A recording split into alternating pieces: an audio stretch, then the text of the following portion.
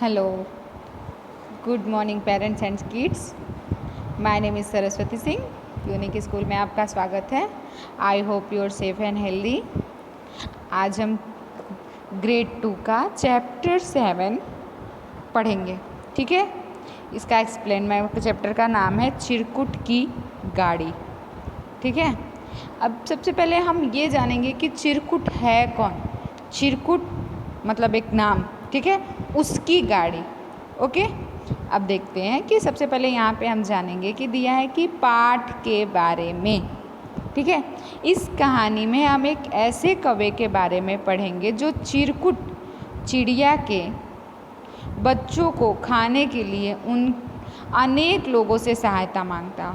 एक कौवा था जो चिरकुट चिड़िया के बच्चों को खाना चाहता था, अनेक लोगों से सहायता मांगता है। चिरकुट अपने बच्चों को बचा पाती है या नहीं, ये तो कहानी पढ़कर ही पता लगाएगा। एक कौवा था और चिरकुट जो था ना, नाम वो एक चिड़िया का था, उसके बच्चे थे, उनको खाना चाहता था। अब हम ये पता करेंगे कि जो कौवा है वो चिरकुट चिड़ैया के बच्चे को खा पाता है या नहीं। ओके, हम स्टोरी पढ़ना स्टार्ट करते हैं। सबसे पहले दिया है कि चिरकुट चिड़ैया के 2 छोटे और प्यारे बच्चे थे। जो चिरकुट चिड़ैया थी ना, उसके 2 छोटे बच्चे थे और बहुत ही प्यारे। दोनों कैसे थे? छोटे। ओके, कालू कौवा उसके बच्चों को खाना चाहता था। जो है ना, कालू कौवा उसके बच्चों को खाना चाहता था। उसने एक तरकीब सोची।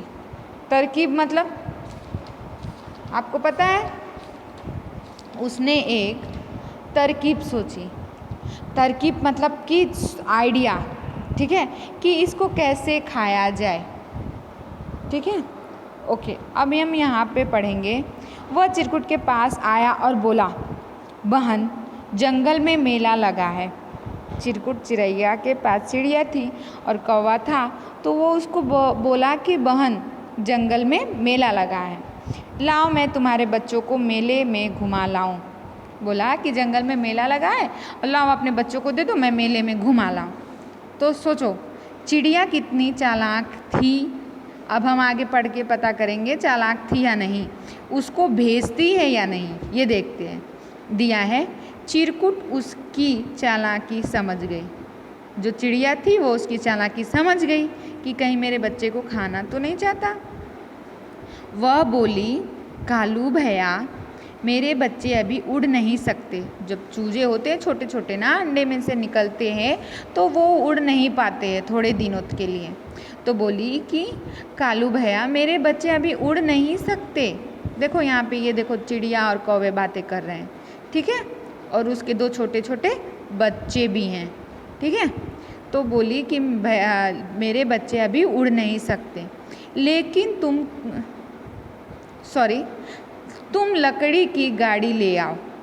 बोली कि उड़ नहीं सकते, तुम लकड़ी की गाड़ी ले आओ, उस पर बैठाकर बच्चों को मेले की सैर करा लाना।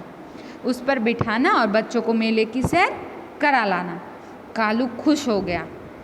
बोला कि मतलब अब जब वो गाड़ी लेके आएगा तो लेके जाएगा मेला कराने, उसके बाद उसको खा जाएगा, ठीक है। लेकिन वो खुश हो गया, उसे लगा कि उसका काम बन गया। वह उड़कर बढ़ई के पास गया और बोला, मुझे चिरकुट के बच्चों को सैर करवानी है। वो बढ़ई के पास गया। बढ़ई मतलब जो लकड़ी का काम करता है, ठीक है।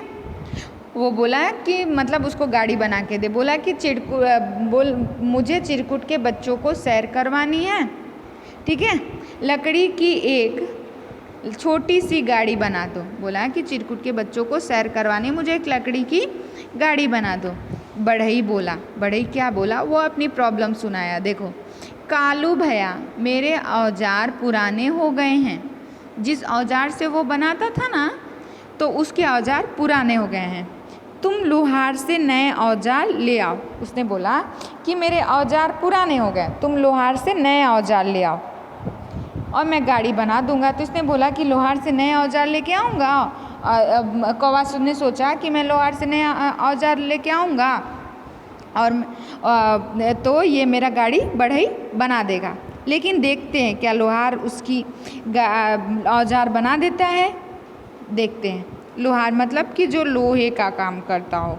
ठीक है। कालू कौवा नए औजार मांगने लोहार के घर गया। ठीक है। लोहार बोला, मांगने चला गया, लेकिन लोहार ने अपनी प्रॉब्लम सुना दी। क्या सुनाई? कालू मेरे जूते फट गए हैं। उसके जूते ही फट गए थे। ठीक है।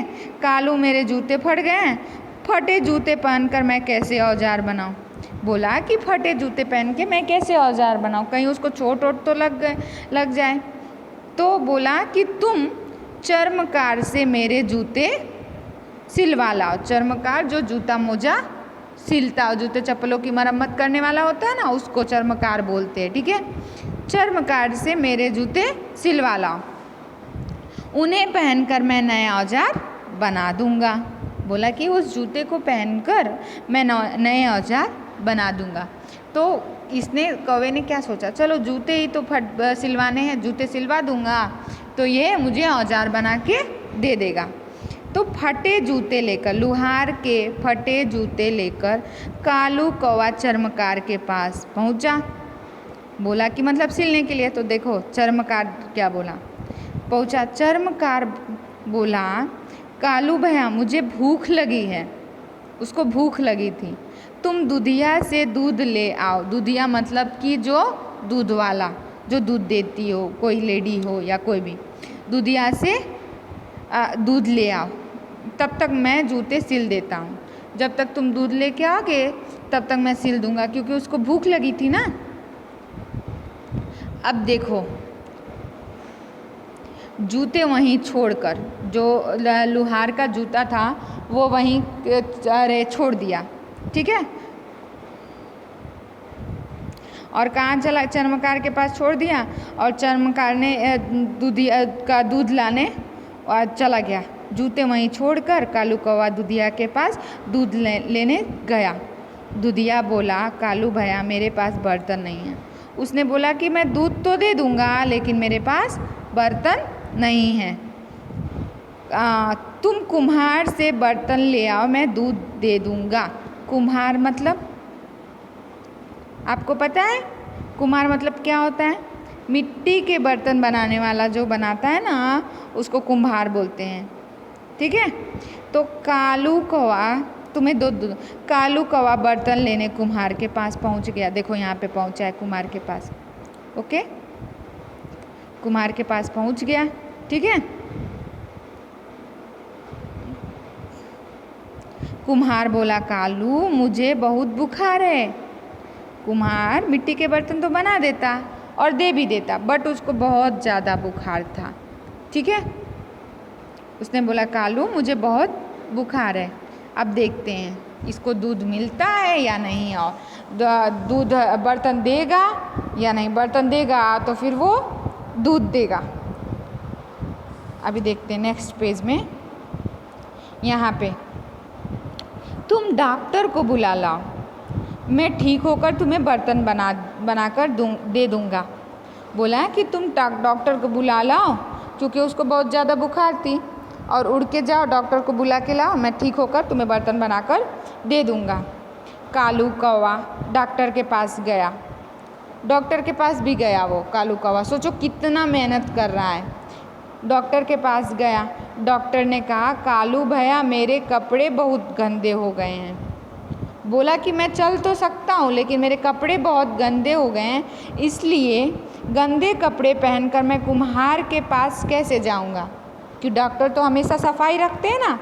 तो इसलिए बोले कि मैं गंदे कपड़े पहनकर कुम्हार के पास कैसे जाऊँगा, तुम पहले धोबी से कपड़े धुलवा कर ले आओ। बोला कि गंदे कपड़े पहन के नहीं जा सकता, तुम धोबी से मेरे कपड़े धुलवा कर ले आओ।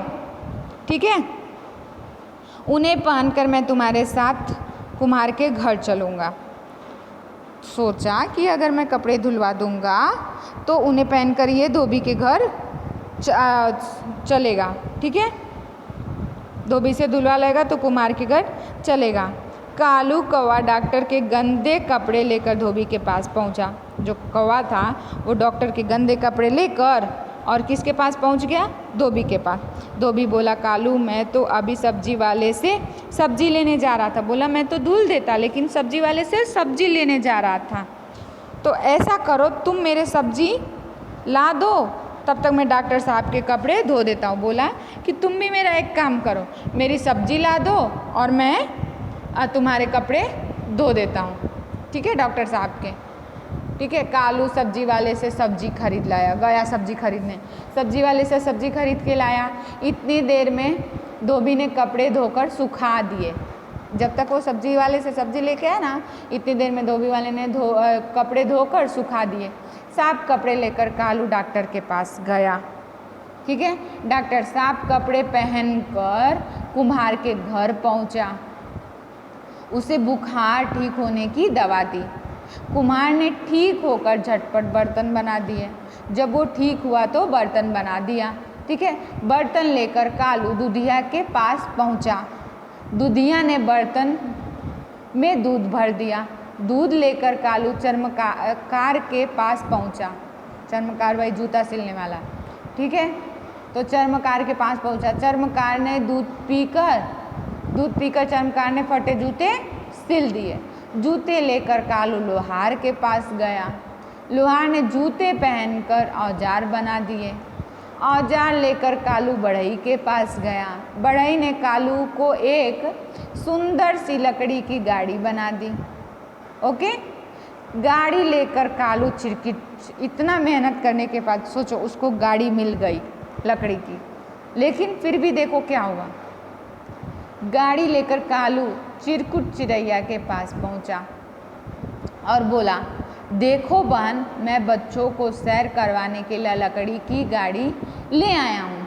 बोला वो चिरकुट चिरैया ने क्या बोला था कि लकड़ी की गाड़ी लेके आओ तब मेरे बच्चे जाएंगे। ठीक है, तो उसने बोला देखो बहन, मैं बच्चों को सैर करवाने के लिए लकड़ी की गाड़ी ले आया हूँ। ठीक है, तभी डाकिये ने आवाज़ लगाई। तभी डाकिये ने जब इतना हो गया ना, तो डाकिये ने आवाज़ लगाई चिरकुट तुम्हारी चिट्ठी। ठीक है, अब तुम्हारी चिट्ठी। अब चिट्ठी देखते हैं चिट्ठी में क्या लिखी थी। चिट्ठी जाके चिरकुट ने लिया और चिरकुट में उसमें देखा, चिट्ठी पढ़कर चिरकुट रोने लगी। जो चिरकुट चिरैया थी वो चिट्ठी पढ़ी और रोने लगी। बोली कालू भैया, मेरी माँ बीमार है। उसकी माँ बहुत बीमार थी। उसने मुझे बुलाया है। यह गाड़ी मुझे दे दो, मैं बच्चों को इस पर बैठा कर ले जाऊंगी। बोली कि ये गाड़ी जो बनवा के आप लाए हो, ये गाड़ी मुझे दे दो, इस पर मैं बच्चों को बिठाकर ले जाऊंगी। यह कहकर चिरकुट चिरैया अपने बच्चों के साथ लकड़ी की गाड़ी पर बैठ गई और अपनी माँ के घर चली गई। इतना कही और लकड़ी की गाड़ी में अपने बच्चों को बिठाई और अपने माँ के घर चली गई। कालू बेचारा मुँह ताकता रह गया, मतलब देखता ही रह गया कि उसके जो बच्चों का खाने का सपना था ना कि चिरकुट चिरैया के बच्चों को मैं खाऊंगा, वो नहीं खा पाया। लेकिन एक बात तो माननी पड़ेगी ना कि कौवे ने बहुत मेहनत की कि नहीं। सोचो कितना मेहनत किया। एक लक्कू बढ़ई काम कर देता, उसका लकड़ी का बना देता, तो ना चर्मकार के पास जाता, न लुहार के पास जाता, न दुधिया के पास जाता, न कुम्हार के पास जाता, न धोबी के पास जाता, न डॉक्टर के पास जाता, न तो वो सब्जी वाले के पास जाता अगर बढ़ई ने काम कर दिया होता। ठीक है, सब ने अपने काम के बदले कुछ ना कुछ काम करवाए, है ना। फिर भी इतनी मेहनत करने के बाद भी कौवे को खाने को उसके बच्चे नहीं मिले। क्यों? क्योंकि वो गलत रास्ते पे था, है ना। Okay, thank you, have a nice day.